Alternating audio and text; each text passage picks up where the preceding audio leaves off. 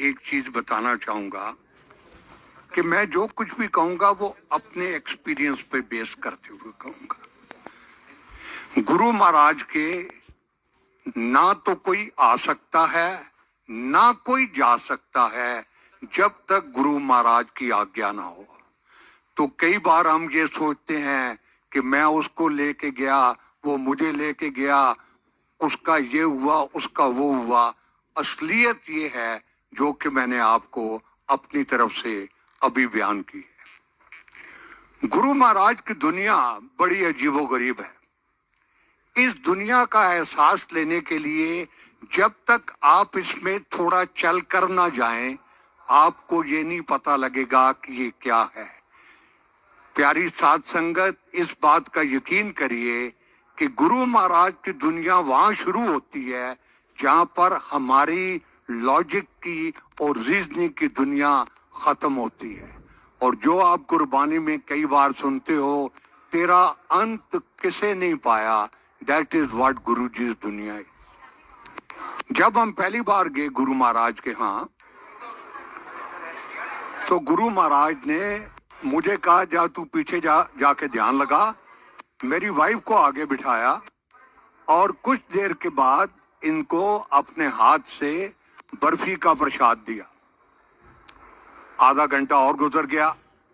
दूसरी बार इन्होंने मेरी वाइफ को संगत के साथ अमृतियों का प्रसाद दिया। मैं दीवार के साथ पीछे देख रहा था, दिल में ये सोच रहा था कि ये दबादब मिठाई खा रही है और ये डायबिटीज की पेशेंट है। तीसरी बार गुरु महाराज ने इसको फिर प्रसाद दिया। जब इसने प्रसाद ले लिया तो मुझे दिल में ख्याल आया कि हे भगवान, ये इसकी रात आज कैसे गुजरेगी और कल सुबह क्या होगा। जब ये बाहर निकली तो मैंने इसे कहा, यार तूने, गुरु महाराज ने तेरे को इतनी मिठाई दी, हमारा पहला दिन था ये, तो तू कम से कम उसको अपने पर्स में डाल लेती। तेरे को पता है तेरे को शुगर है, तूने इतनी मिठाई क्यों खा ली। तो ये कहने लगी कि संगत वाले कहते हैं कि जो यहाँ लेते हो वो दवाई और घर जाके जो खाओगे वो मिठाई। एनीवे, मैं फौज से हूँ। सुबह हम उठे, सबसे पहले मैंने इसे कहा तैयार हो जा, आरआर हॉस्पिटल में चलते हैं। आरआर हॉस्पिटल में गए इसका ब्लड टेस्ट कराने के लिए। इसकी रीडिंग जो नॉर्मली फास्टिंग की 170 और 200 के बीच में होती थी, 107 थी। मैंने इससे कहा कि या तो ये कोई मशीन में गलती है और या ये कोई मिरेकल है। चलो कोई बात नहीं, आरआर हॉस्पिटल है, एक चक्कर लगा के फिर आते हैं। एक चक्कर लगा के हम फिर आए, दोबारा इसका टेस्ट कराया तो उस वक्त इसकी रीडिंग 110 या 111 थी। तो मैं आपको ये कहना चाहता हूं कि ये गुरु महाराज की ऐसी दुनिया है जिसका एहसास आप उसी वक्त कर सकते हैं जिसको आप फील करते हैं।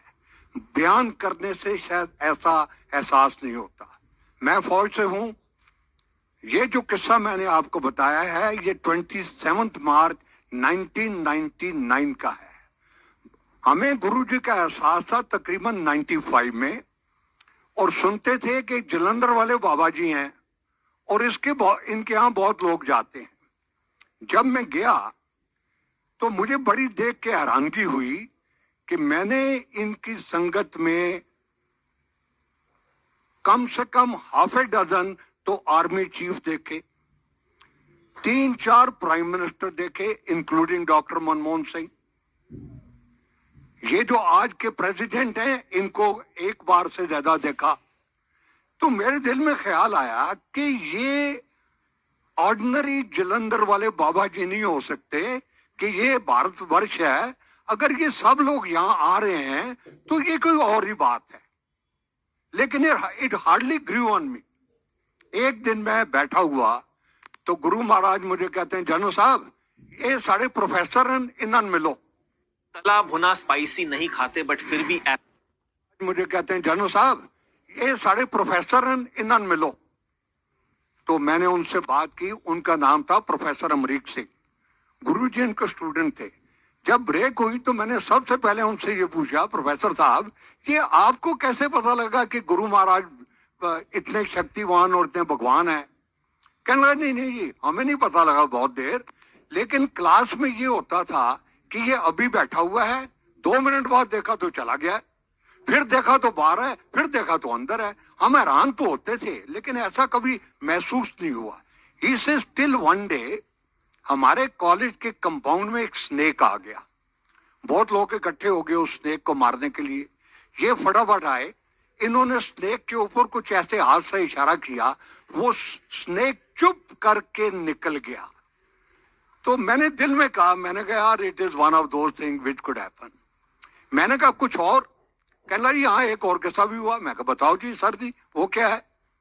कहने लगी जी हम क्लास में बैठे हुए थे तो 2 लड़के बात कर रहे थे, तो इन्विजिलेटर एग्जाम था, इन्विजिलेटर ने उनको पकड़ लिया जिसमें गुरुजी थे और एक और लड़का था। इनको प्रिंसिपल के पास ले गए। तो प्रिंसिपल ने पूछा कि क्यों तुम बातें कर रहे थे? वो लड़का कहने लगा जी सर हम बातें नहीं कर रहे थे, मैंने इनसे पेन मांगा, मेरी स्याही खत्म हो गई थी पेन की, तो ये बात हुई।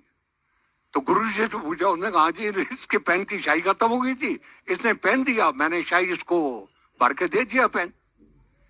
तो वो कहने लगा इन्विजिलेटर के सर ये झूठ बोल रहे हैं, इनके पास कोई स्याही की दुहात ही नहीं थी, तो इसने स्याही कैसे भर दी? प्रिंसिपल गॉट अप, ही टुक ए पेन, कहता अच्छा तू स्याही भर सकता है ना पेन में, ये ले पेन, इसमें स्याही भर। गुरु महाराज ने उसकी कैप उतारी, फूंक मारी और पेन प्रिंसिपल को वापस कर दिया।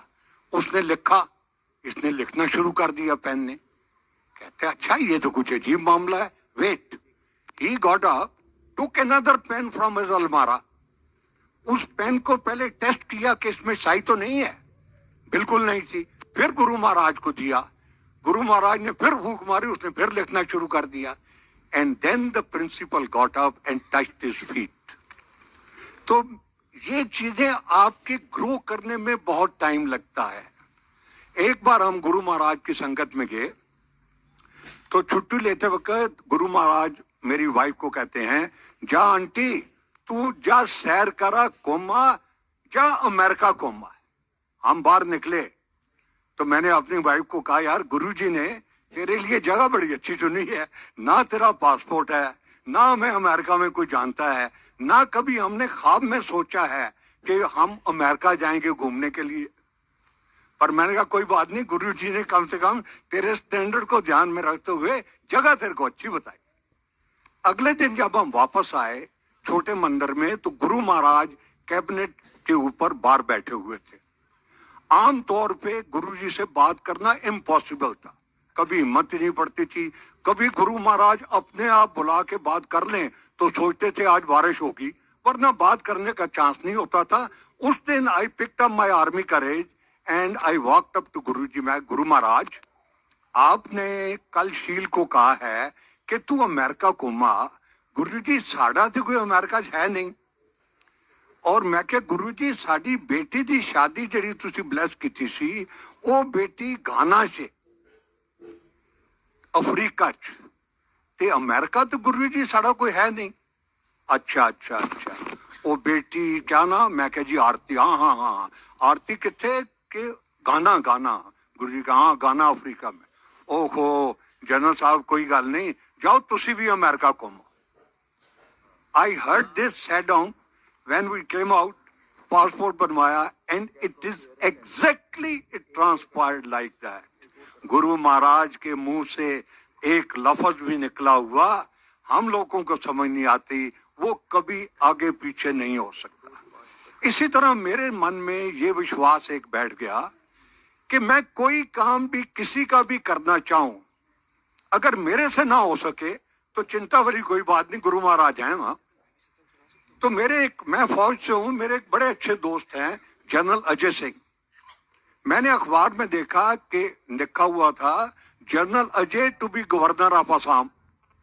तो मैंने इनको रिंग किया, मैंने कहा यार तेरा दिमाग पागल है, अभी असम घूम के आए हैं, 7 साल वहां लगा के आए हैं, वहां रोज गोली चलती है, अगर तूने गवर्नर जाना ही था तो कहीं राजस्थान में चले जाते। कहने लगा नहीं चंदर, दिस ऑफर केम, तो मैंने कहा चलते हैं। मैं कहा चलो कोई बात नहीं, आप जा रहे हो, गुड लक टू यू, हमारे एक गुरु जी हैं, उनकी ब्लेसिंग लेते जाना। कहने लगा ठीक है। मैं गुरु महाराज के यहाँ आया तो मैं, गुरु जी एक मेरे दोस्त हैं अजय सिंह, वो असम में जा रहे हैं, मेरी बेनती है कि आप उनको ब्लेस कर दो। तो Guru ji even did not look towards me as if he has not heard at all.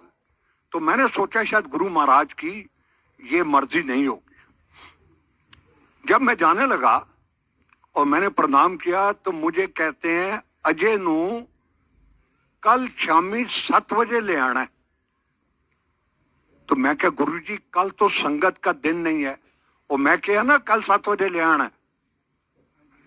हम गए, अजय को रिंग किया, अगले दिन 7 बजे पहुंच गए। हम संगत में, कोई उस दिन संगत का दिन नहीं था, हम कोई 10-12 आदमी थे। इतनी देर में एक सरदार जी आए, अच्छे बुजुर्ग, उन्होंने जनरल अजय को बड़ी जोर से नमस्कार किया, क्या हाल है जनरल साहब, ये वो। तो Ajay gave a very Luke warm response, हाँ जी ठीक है ऐसे। तो ये सरदार जी कहने लगे कि आपने शायद मुझे पहचाना नहीं। तो अजय कहने लगा जी माफी चाहता हूँ, शायद नहीं पहचाना हो। कहने लगा जी एक बार आप वहां आए थे और आप जलंधर आए थे और आपने मेरे घर में लंच किया था और आपके साथ आपकी वाइफ भी थी और कोई और रिश्तेदार भी था। तो देन जनरल अजय सर, ओहो याद आ गया जो फलाने फलाने हो, हाँ जी क्या हाल है, ये है। अब गुरु महाराज सिंहासन पे बैठे सुन रहे हैं, अजय को कहने लगे जनरल साहब ये याद आ गया तो आने कौन। Now Ajay became serious, he says हाँ गुरुजी याद आ गया। अच्छा अच्छा, अगर याद आ गया है तो बाकी भी याद आ गया। Now Ajay became more serious and he says हाँ गुरुजी बाकी भी याद आ गया। अगर बाकी याद आ गया गुरु महाराज साहब, तो फिर इन लोगों दसो तो के याद आया। नाउ जनरल अजय सेज कि एक बार ये बड़े सख्त बीमार थे, बत्रा हॉस्पिटल में एडमिट हुए, बचने की उम्मीद नहीं थी। He was semi conscious and he was taken to a guruji in Jalandhar by his brother in law and wife. और गुरु महाराज ने इनके कंधे के ऊपर हाथ रख के कहा कि जनरल साहब खड़े हो जाओ, आपको ठीक भी करना है और गवर्नर भी बनाना है। और ये बात 9 साल 2 महीने पहले हुई। लास्ट वन, गुरु जी ने कहा कि आपके साथ एक और थे, वो कौन थे। तो अजय कहने लगे जी वो मेरा साला था, मेरा brother in law Ajay Vikram Singh. कहने लगा अच्छा वो कितने होंगे, उन्हें कहीं दिल्ली होंगे, अच्छा उसको ही भेजना। अगले दिन जना अजय चले गए वहां से मुझे रिंग करते हैं कि गुरुजी ने अजय विक्रम को बुलाया है, he will get in touch with you. To cut the long story short, मैं अजय विक्रम सिंह को ले गया वहां गुरु महाराज के पास। वो थोड़ी देर बैठे और चले गए। मुझे कहने लगे आप इनको जानते हो। मैं कह नहीं गुरुजी मैं इनको बिल्कुल नहीं जानता, ये कृष्णा का भाई है और मैं अजय को जानता हूँ, इस वजह से इनको जानता हूँ। कहने लगे ये बड़ा अच्छा आदमी। मैं हाँ गुरुजी, कुछ जमाना पहले ये मिनिस्ट्री ऑफ डिफेंस में जॉइंट सेक्रेटरी था और इसकी रेपुटेशन बड़ी अच्छी थी। कहने लगे हाँ ये पहले भी मिनिस्ट्री ऑफ डिफेंस में रहा है और अब भी ये डिफेंस सेक्रेटरी बनेगा। जिस दिन ये बात हुई, that day mister Ajay Vikram Singh was a joint secretary in the ministry of commerce. मैंने इसको रिंग कर दिया, मैंने कहा भैया मुबारक हो, गुरु महाराज ने ये कहा है। टाइम गुजरता गया, we lost track of this. Till one day, Mr. Ajay Vikram Singh became a secretary in the Ministry of Roadways. तो मैंने अपनी वाइफ को कहा कि गुरु महाराज ने कहा था ये डिफेंस सेक्रेटरी बनेगा, चलो अच्छी बात है, सेक्रेटरी तो बन गया है लेकिन डिफेंस सेक्रेटरी नहीं बना। और टाइम गुजरता गया, this government fail, the government was reform and in the shuffling Ajay Vikram Singh became the defence secretary. जिस दिन वो डिफेंस सेक्रेटरी बना, हमने एक दूसरे से बात नहीं की, हम दोनों गुरु महाराज के पहुंचे। जब मैं वहां पहुंचा तो अजय विक्रम सिंह थे, चंदर तेरे को याद आ गया है। मैं कह सर मुझे सब याद है, आपको याद आया कि नहीं। तो प्यारी साध संगत, ये गुरु महाराज की अजीबोगरीब महिमा है। ये ऐसा दरबार है जहां से आप हमेशा कुछ ना कुछ लेकर ही जाएंगे। एक चीज पे ये डिपेंड करता है कि आपका कितना फेथ है। कभी कभी गुरु महाराज अंग्रेजी ऐसे बोलते थे कि जैसे अगर आप उनको देख ना रहे हो तो आपको लगेगा ये कोई अंग्रेजी बोल रहा है। एक लेडी आई, NRI थी, कहने लगी गुरुजी मैं ठीक हो जाऊंगी। Obviously she was suffering from skin cancer. Guru Maharaj said अंग्रेजी में कि हाँ हो जाएगी। कहने लगी गुरुजी कितने % होंगी? गुरु महाराज ने कहा जितने % तेरे को फेथ है। तो it is all a matter of faith. आजकल गुरु महाराज की संगत एक एक दिन में 10-10 जगह होती है। गुरु महाराज की संगत New York, New Jersey, Australia, Canada, कहां होती है। And the last what I want to tell you is, जब गुरु महाराज की संगत पहली बार गुड़गांव में हुई तो गुरु महाराज सिंहासन के ऊपर बैठे हुए थे। मैं एक साइड में खड़ा था, जैसे अभी कमांडर शर्मा खड़े हैं। तो एक कोने में बड़ा शोर शराबा था। तो गुरु महाराज ने मुझे कहा जनरल साहब ये क्यों हो रहे होते, इतना शोर क्यों है? मैं क्या गुरु महाराज लोग बहुत दूर दूर से आए हैं, ये आपके नजदीक आना चाहते हैं, आपको टच करना चाहते हैं, आपसे बात करना चाहते हैं। अगर ये सारे लोग स्टेज पर आ जाएं गुरुजी तो स्टेज तो बैठ जाएगी। अच्छा, इनको बताओ कि ये मुझे देख सकते हैं या नहीं देख सकते? मैं इन सबको देख सकता हूं, और जो कोई भी यहां आया है मैंने उन सब का कल्याण कर दिया है। इनको बोलो कि आराम से लंगर करें और जाएं। मैं कह थैंक यू गुरुजी। मैं चुप हो गया थिंकिंग कि this is a talk between me and Guruji. कहने लगे नहीं, माइक पकड़ो और अनाउंस करो, विच आई डिड। तो मैं आज उसी दिन को याद करते हुए गुरु महाराज से प्रार्थना करता हूं कि पहले की तरह और हमेशा की तरह अपनी संगत का कल्याण करें जैसे करते आए हैं। और आप सब लोगों से बेनती करता हूं कि गुरु महाराज के चरणों से जुड़े रहें। जय गुरु।